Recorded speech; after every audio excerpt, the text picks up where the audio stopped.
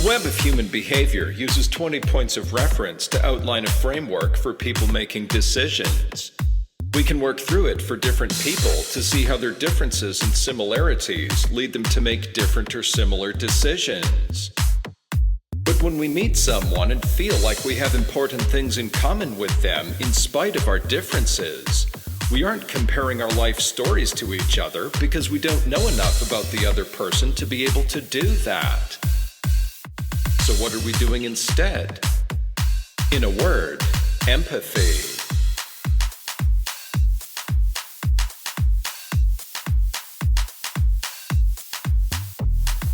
The field of social neurology is devoted to the study of how people's brains function when they interact with each other. Empathy is a big part of that. Social neurologists have discovered what they call mirror neurons, which are brain cells whose primary function is to imitate the emotions of other people. They've made many other valuable discoveries surrounding that. But I'm not going to get into that because learning about neurology doesn't really help you in real life. I'm a theater artist. I've spent a career working in an industry that's built on empathy, in a way you can see play out in everyday life. The kind of empathy you hear about most is what psychologists call emotional empathy. That means feeling the same way someone else does. If you see a friend of yours and you can tell right away that they're happy, that makes you happy, even though you don't know why they're happy. If you see your friend is sad, that makes you worried, because you can tell that something is wrong, even though you don't know what. There's also cognitive empathy. That means understanding why someone feels the way they do, even though you don't feel the same way they do. If your friend's mom died yesterday, but your mom is fine, you can't really understand what they're going through, but you do know they're going to feel really bad for a long time. There's also affective empathy. That means showing someone that you care how they feel, regardless of how you feel. Salespeople use this one all the time. If you just imitate someone else's body language, you make them believe that you feel the same way they do. That makes them more receptive to whatever you say, and to whatever you try to sell them.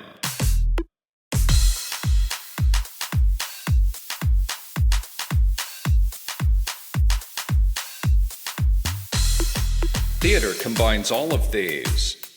Then it uses them in ways most people have never heard of before. You start with cognitive empathy.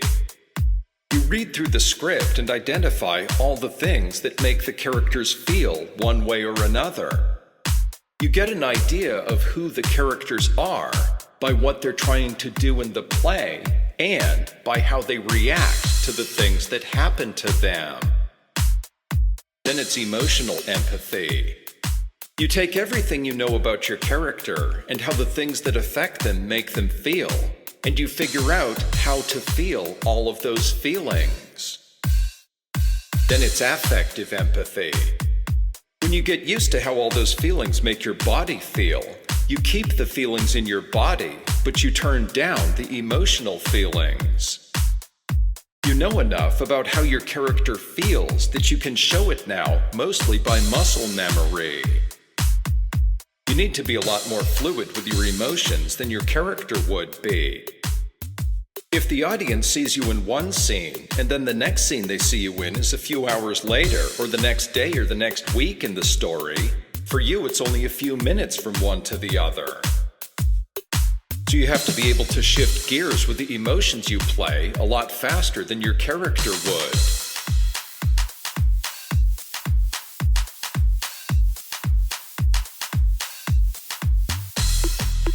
Emotional empathy, cognitive empathy, affective empathy, emotional, cognitive, affective empathy.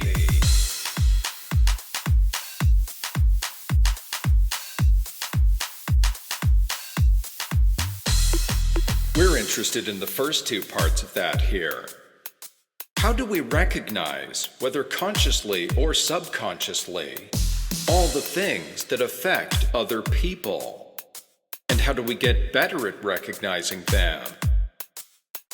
Now that we've seen the entire web of human behavior, let's go back and look at it another way.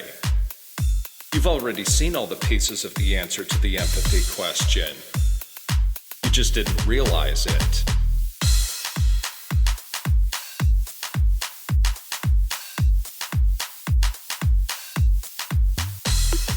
The first step in the web is our two instincts. All life forms react to their surroundings in ways that are consistent with survival and reproduction. To say that we have instincts for doing those things is just to say that we use our brains to do the same basic thing that plants and fungus do without brains. Our instincts for survival and reproduction are a yes or no question. If we have them, we're a life form. If we don't have them, we're not alive. There are no degrees of one person having more or less of survival or reproductive instincts than someone else on this level. They're like light switches. If you're alive, your survival and reproductive instincts are turned on. So we can say that those are constant values.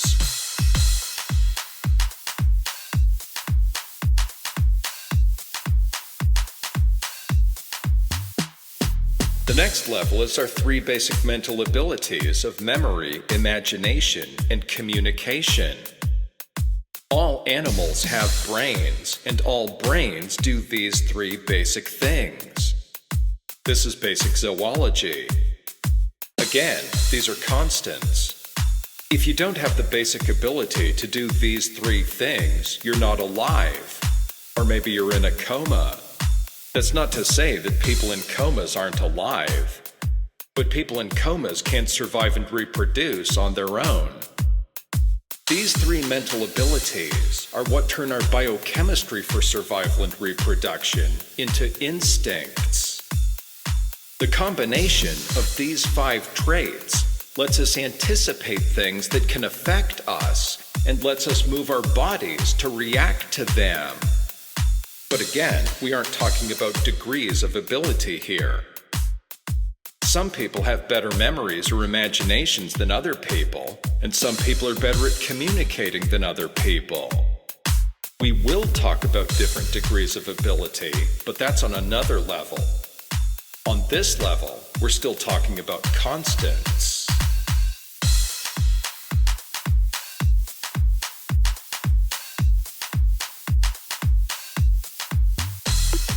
These 5 traits create the list of 9 motivations: survival, safety, sex, family, social, self-gratification, self-actualization, self-fulfillment, and fulfillment of self-fulfillment. These are what scientists call emergent properties, where the interaction of those first 5 traits create 9 patterns of behavior. These are 9 basic ways we use our 3 mental abilities to try to satisfy our 2 instincts. Again, we're only talking about the presence of our 9 motivations on this level. We're not talking about people having different degrees of motivations. We're not talking about some people wanting some things more than other people want them. We will talk about that, but on this level, we're still talking about constants.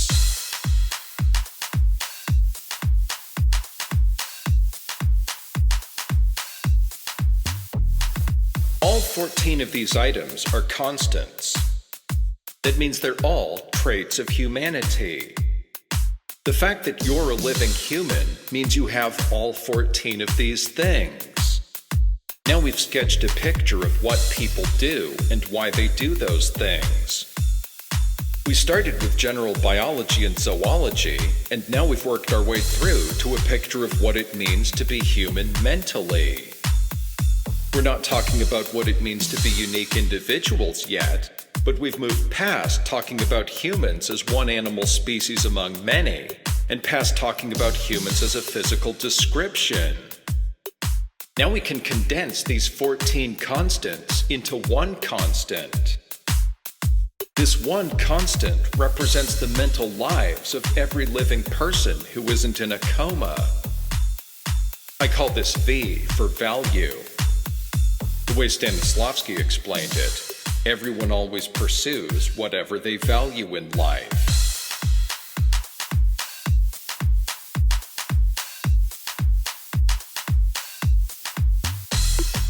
V for value, V for value, V for value. Everyone always pursues whatever they value in life.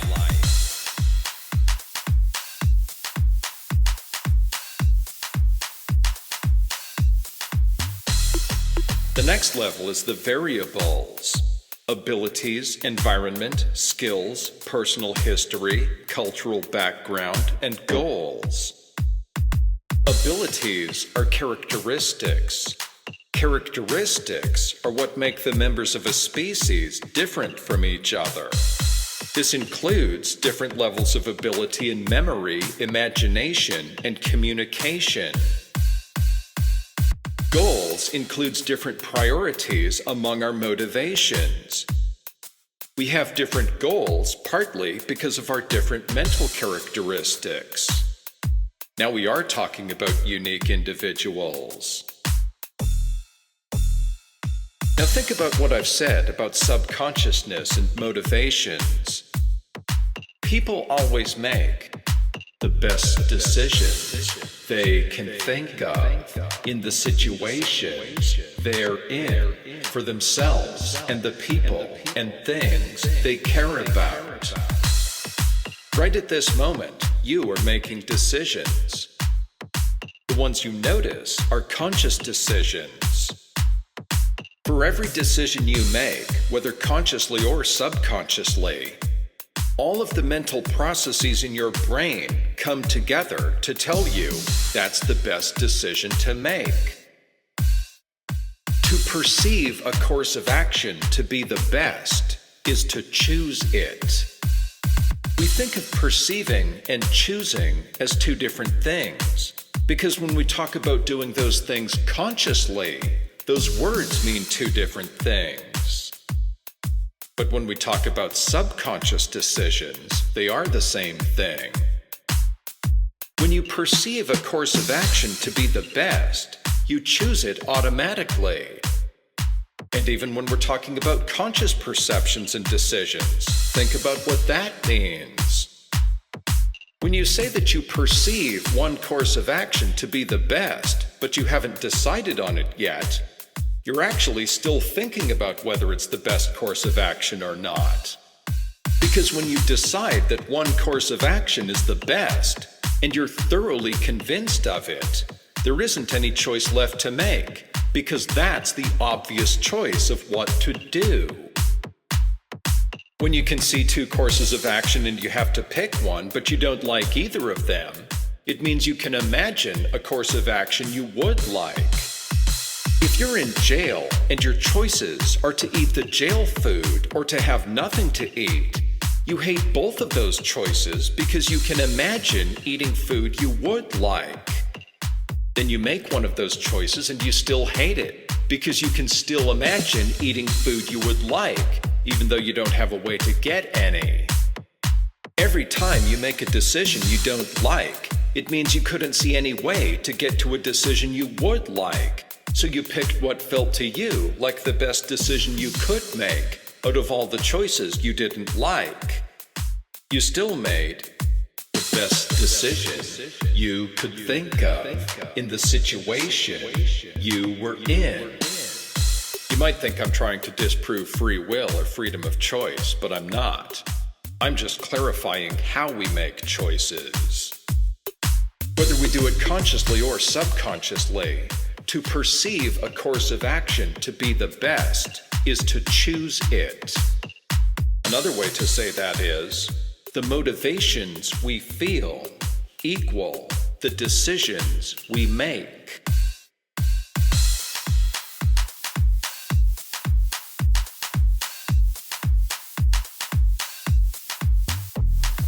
We have a sketch of the mental life of humans, where 2 instincts and 3 mental abilities give us 9 motivations we pursue. we have a sketch of the mental life of individuals, where 6 factors that affect all of us affect each of us differently.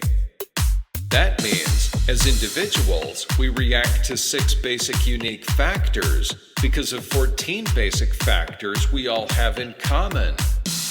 That means everything each of us does on the variables level leads back to the constants level.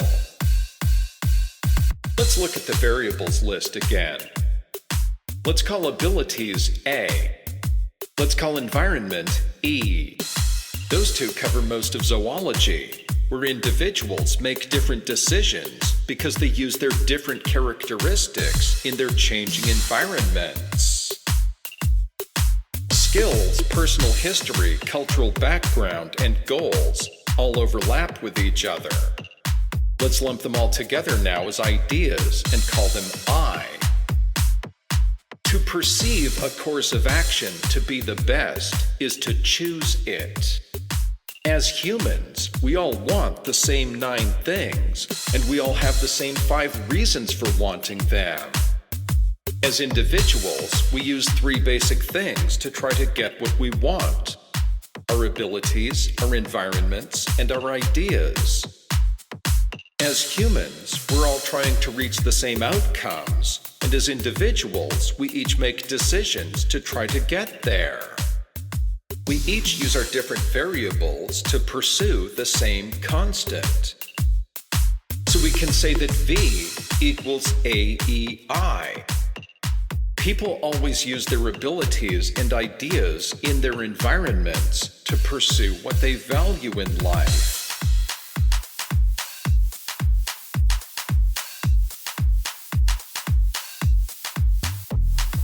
You feel that in yourself, where every decision you make is affected by the abilities, environment, and ideas you have. You might recognize that in other people from the same direction. If you already see them as someone like you recognize that their motivations are the same as yours. Then you see how their decisions are affected by the abilities, environment, and ideas they have. If you don't know the other person that well, you can work through this in the opposite direction. If you can see the abilities, environment, and ideas the other person made their decision with, you can figure out what their motivations were. Forensic psychologists, archaeologists, and mental health professionals use a person's patterns of decision-making to understand their motivations. Journalists, novelists, and filmmakers work in the other direction. They show their audiences patterns of people's decision-making to get them to understand their motivations. If you can see a big enough piece of someone else's life, you can see that they want the same basic things you want.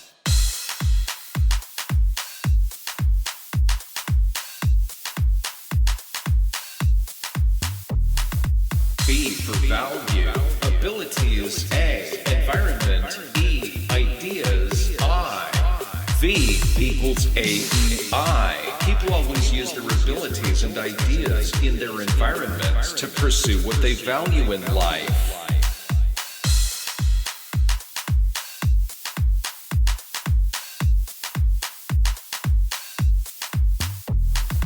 If we take V equals AEI another step, it shows how personal growth and cultural evolution happen.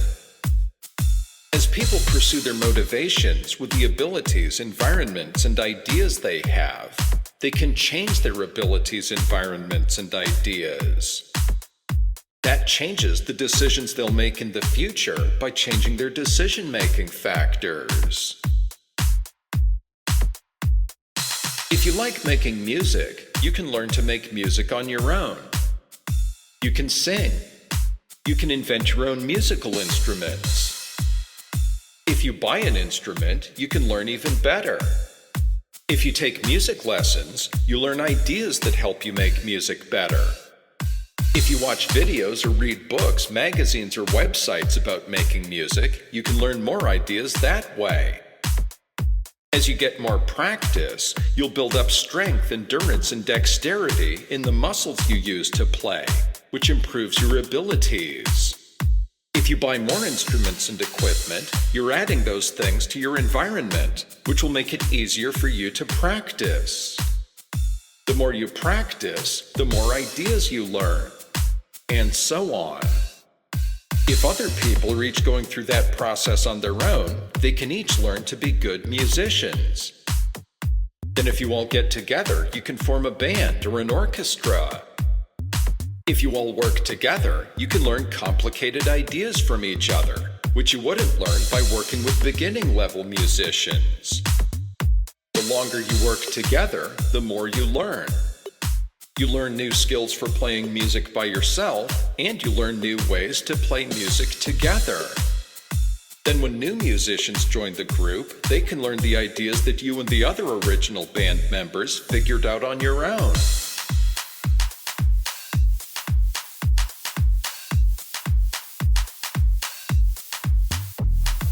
Now substitute anything else people do and any other reason they come together, and it's the same basic story. Every country in the world began with some people moving to that land, using their abilities to figure out how to live in that environment, and passing what they learned down to the next generation. They changed the environment by building houses, farms, roads, towns, and so on to make it easier for them to live there, and by making tools, clothes, and other smaller things to help them. They passed those things and the ideas of how to make them down to future generations. As time went by, they developed more complex ideas like traditions, artistic and musical styles, a shared sense of identity, religions, structures of government, rules or laws, and so on. They used their abilities in their environment and started getting something they wanted. They thought of ideas that way. Then they used their abilities and ideas in their environment and got more of what they wanted. As that process continued, their ideas kept evolving. They changed their environment, and they might have even changed their abilities. But every step in that process is an interaction among the same four factors as every other step in that process.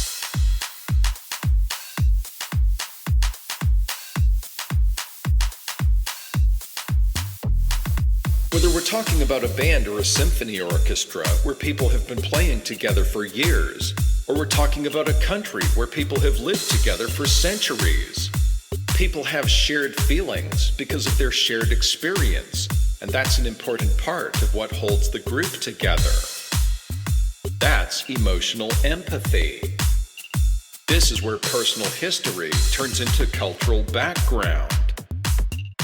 From the outside looking in, you won't share the emotional empathy because you don't share the experiences it's based on. But you can use cognitive empathy to see that the history of any band or country is a history of people using their abilities and ideas in their environments to pursue what they value, where they develop new ideas in the process. And to see how people's shared feelings about going through that process together is a big part of what makes that band or country what it is today.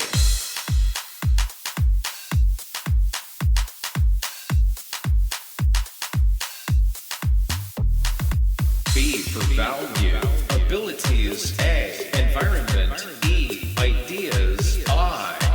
V equals AEI. People always use their abilities and ideas in their environments to pursue what they value in life.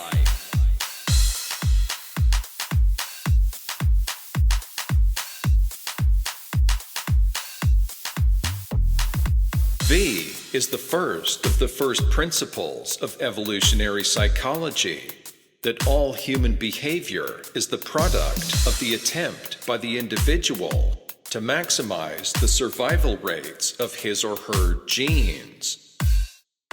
That's the first principle that tells us what actually happens. The other two, that most of human mental activity is subconscious, and that all human mental activity evolved in or before the Stone Age, Just tell us how to see through the two biggest obstacles to recognizing the first one. Psychology and philosophy are two ways that people think about thinking. The fundamental challenge there is that it means using conscious thought to study all of our conscious and subconscious mental activity, including the parts you're using for thinking about the other parts. That gets complicated sometimes. Over the millennia, people have found many different ways of thinking about everything people think about. They found many different starting points, each of which works well for focusing on different things. They're all different ways of looking at the same thing, but they don't sound that way at first. If you don't think of it that way, it sounds like we're just jumping from talking about one thing to talking about another whenever we feel like it. V equals AEI is a way of defining what we're trying to understand, to remind ourselves what we're trying to understand, to keep ourselves from getting distracted by our own thought processes.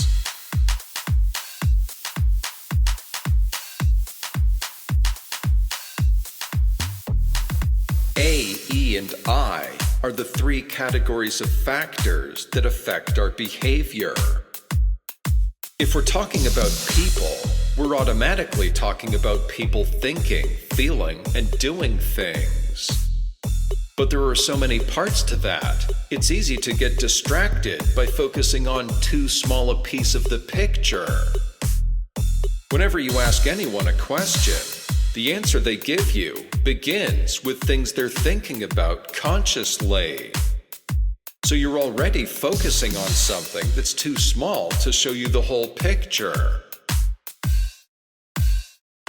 V equals AEI is the outline of the whole picture. If you start by thinking of people in terms of how subconsciousness builds up to consciousness, the things people talk about fill in parts of the picture. V is the level of your subconsciousness that comes from having a human body. A, E, and I are the parts of your subconsciousness that make you use your abilities and ideas in your environment, even when you don't realize you're doing it.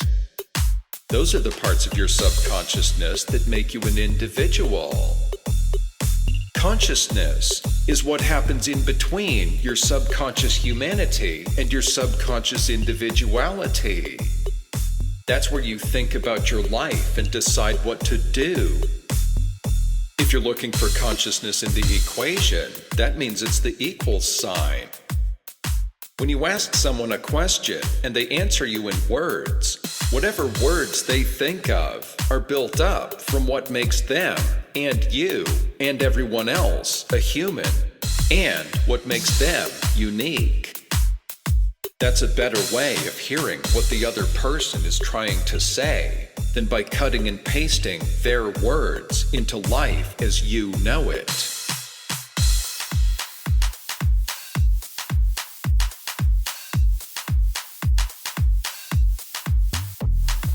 From the beginning of this series, I've been talking about people always making the best decisions we can think of in the situation we're in for ourselves and the people and things we care about. That's another way of saying V equals AEI. You aren't one side of the equation or the other. You're the whole equation. And so is everyone else. We can say that V equals AEI is everything you are, or everything you feel, or everything you think about. Those are all different ways of talking about who you are. Those are all ways your humanity and your uniqueness come together. If you want to talk about philosophy, we can say that V equals AEI is your soul, or your spirit, or your energy. Those are all ways of talking about people's humanity and their uniqueness coming together too. Soul is the part of you that's permanent, that nothing can change and no one can take away. You have a human soul because you're fundamentally human. At the same time, you have your own soul because you're unique. The idea of spirit starts with you being human and being unique, but focuses on how you adapt to the big picture of your life. Soul is what you're born with. Spirit is how you grow and change at your deepest level. If your soul is the foundation of who you are, your spirit is the house you build on the foundation. Energy is what happens around you because you're there, even if you can't figure out why it happens. I guess that would be the electricity in the house. Have you ever known anyone who was so positive that anytime they walked into a room, the whole room got more positive? You've seen it happen so many times that you know it's your friend who makes it happen, even though you don't know how. People always use their abilities and ideas in their environments to pursue what they value. And people always make things happen in the process, even if you can only see part of what happens. And are we talking about just one person or everyone at once or a group of people somewhere in between? It's all of those things. As individuals, we each use our abilities and ideas in our environments to pursue what we value, and every group of people is made up of people who are each doing that. So V equals AEI is you living your life, and you forming a band with 3 of your friends, and you living in America, and you living on planet Earth, all at the same time. Remember, I'm not claiming that I've just discovered everything people have ever done. This is just an easy way to remind ourselves that every story about people has the same 4 underlying themes. The story is what happens in between universal human traits and each person's unique combination of abilities, environment, and ideas.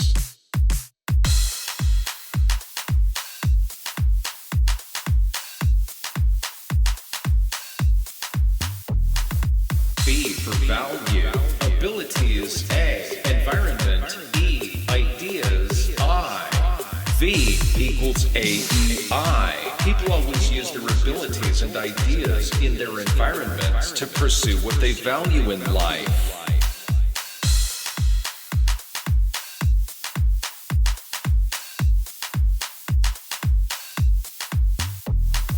Now we come to the reason for writing V equals AEI as a mathematical equation. Individually, V, A, E, and I are unmeasurable, but together they always balance out. The motivations you feel equal the decisions you make. V is what you feel from the inside. AEI is what that looks like from the outside. Here's one thing that shows us. Since V is a constant, that means your V today is the same as it was 10 years ago, and the same as it was when you were born.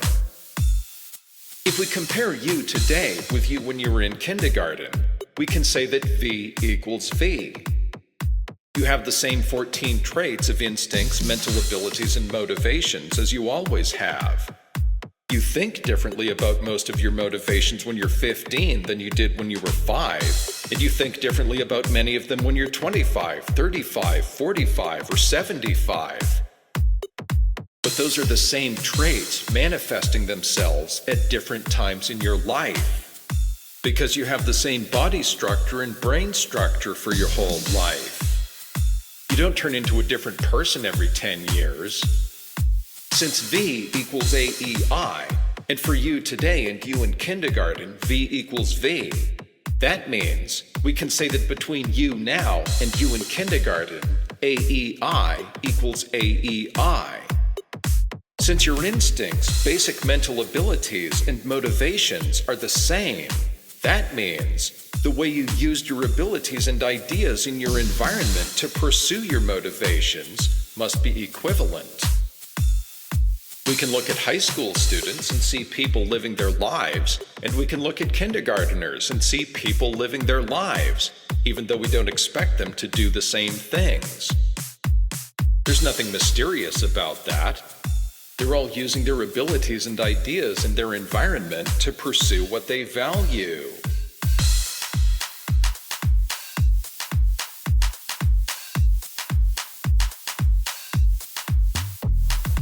Now here's where it gets interesting. Since we know that V equals AEI for every individual, and that V equals V between individuals, that means between two different people, AEI equals AEI. Between you and someone in another part of the world, V equals V, so AEI equals AEI. You're both living your lives, using your abilities and ideas in your environments to pursue what you value. Between you and someone who lived 1,000 years ago, V equals V, so AEI equals AEI. You're both living your lives, using your abilities and ideas in your environments to pursue what you value. There's nothing mysterious about that either. But that also means that between you and anyone else from any other part of the world at any other time in history, no matter how different they are from you, V equals V, so AEI equals AEI.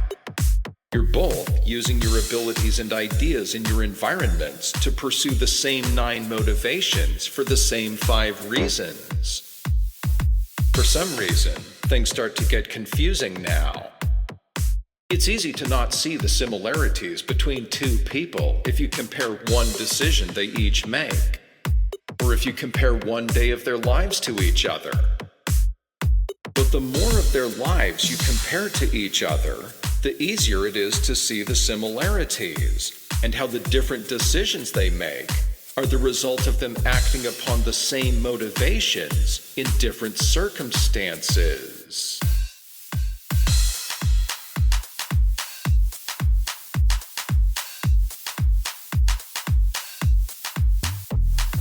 Science depends on math. Math is everywhere. Every time you make a decision that one thing is better than another, you're comparing amounts of something to each other, even if you don't know how to measure their values in numbers, or even how to describe the values you're comparing in words. That means you're doing the math subconsciously. The theory of evolution is the discovery that turned the philosophy of naturalism into the science of biology, because it was the discovery that explains and predicts the patterns of evolution as a pattern among numbers. The differential survival rates of genes is the math of evolution. Evolutionary psychology takes that another step to how people's subconscious perception of that pattern of numbers affects the decisions they make. The best decision you can think of in the situation you're in for yourself and the people and things you care about is always the one that you perceive to give your genes the highest survival rate. Modern theater simply takes that one more step, which the study of empathy is confirming.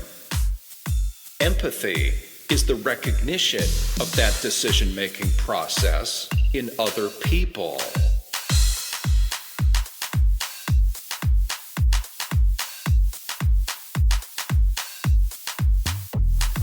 The history of every person in the world and every country and nationality in the world is the same story. People made the best decisions they could think of in the situations they were in for themselves and the people and things they cared about every step of the way. That might sound so obvious it doesn't sound like a discovery. But think about how many ways people have looked at each other and not noticed this, and it turns out it's not obvious after all. If If it was obvious that everyone's life is the same story playing out in different circumstances, racism wouldn't exist. Sexism wouldn't exist.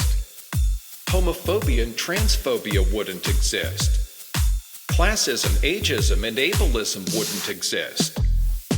Wherever one person looks at another and decides that the outcome of that person's life is inferior to their own, it's not obvious that the underlying themes of our lives are the same.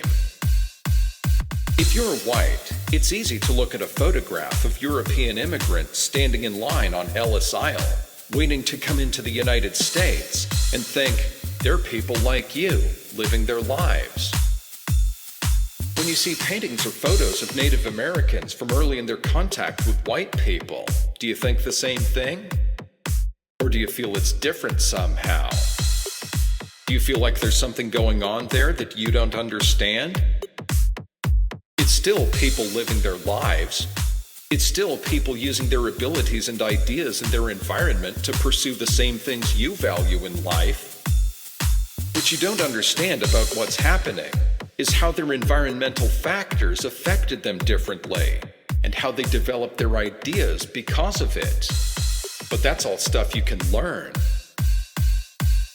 If you're white, it's easy to look at pictures of black people being sold in slave auctions and feel like there's more to it somehow than what you can see. Yes, there's more to it than what you can see.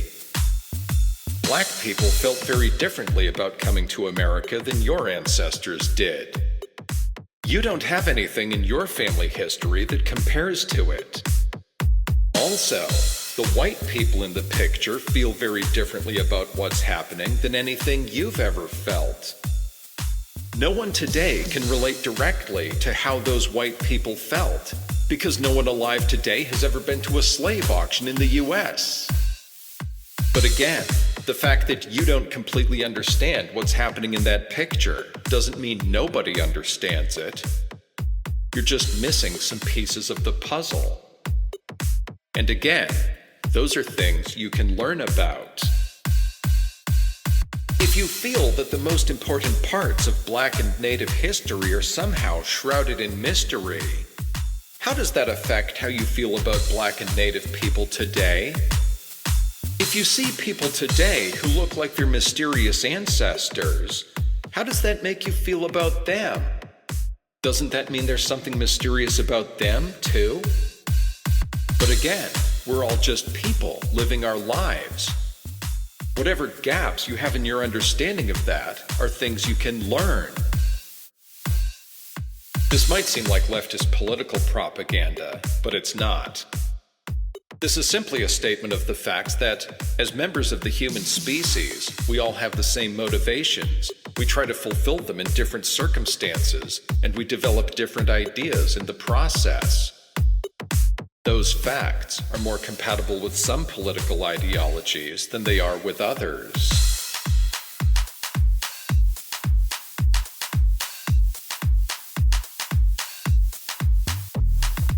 V for value.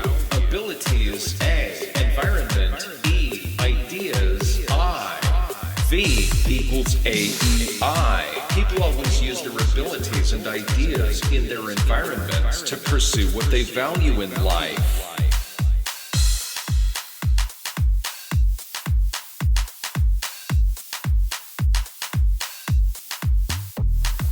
The purpose of the web of human behavior in the empathy formula is the same for any scientific theory: to explain and predict a process in the natural world using the smallest possible number of words. The first principles of evolutionary psychology, that all human behavior is the product of the attempt by the individual to maximize the survival rate of his or her genes, that the majority of human mental activity is subconscious, and that all human mental activity evolved in or before the Stone Age, were a good foundation for a branch of science. But they don't explain it in terms most of the public can readily understand. How successful do you think a politician's election campaign would be if he used words in his slogans that 80% of the voters needed to look up in the dictionary? The first principles of evolutionary psychology explain and predict a process in terms that people who already know a lot about science can understand, but that's a relatively small number of people. Also, the first principles of evolutionary psychology don't lead to further information in units that are easy to use. Step 1 in understanding EvoPsych is understanding the 3 sentences that lay its foundation. Step 2 is reading entire books that have been written about what those sentences lead to. Step 1 in understanding it this way is that people always make the best decisions they can think of in the situation they're in for themselves and the people and things they care about. Step 2 is the Empathy Formula, which clarifies that we all value the same things and we pursue them differently because of our different abilities, environments, and ideas. Step 3 is the web of human behavior, which outlines how our 2 instincts and 3 basic mental abilities lead to all our different types of motivations. Step 4 is watching movies and watching people in real life and seeing it play out. Step 5 is talking to other people. Now that you have an idea of what you're talking about, and now that you can talk about it in words other people know.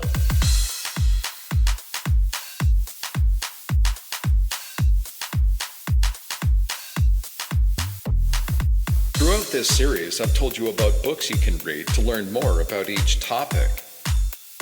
I couldn't do that for the web of human behavior of the Empathy Formula because I've never heard of anyone else putting them together like this in a book before.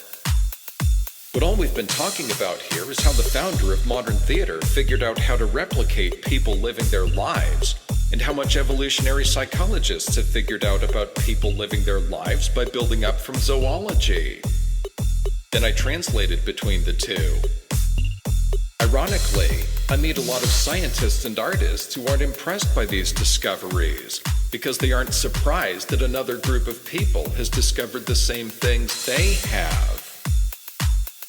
Great writers have been writing stories about internally consistent main characters which connect their personalities with their situations and their goals for thousands of years. Theater artists have followed that all the way down to people's body language moment by moment, and biologists and psychologists have followed it all the way to the evolution of genes.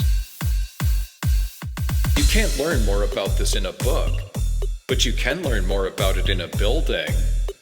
If your high school has a biology teacher and a theater teacher, you could get both of them to listen to this series, and then you could get them into a room together to talk about it. If you really want to make things interesting, you could get an English teacher, a history teacher, and a health teacher in on it too. You have all the basic information you need right there in one building. All you have to do is fit it together.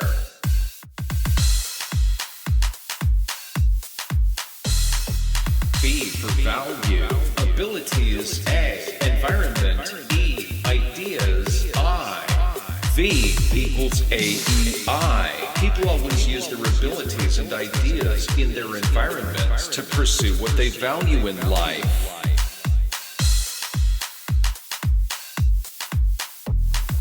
This is Ezra Neeson. You've been listening to Our Lives Matter, a blueprint for an education system for the 21st century, track 28. Visit my website at STEAMAPE.org. Science, technology, engineering, art, mathematics, activism, philosophy, and education to hear new tracks every week. Thanks for listening.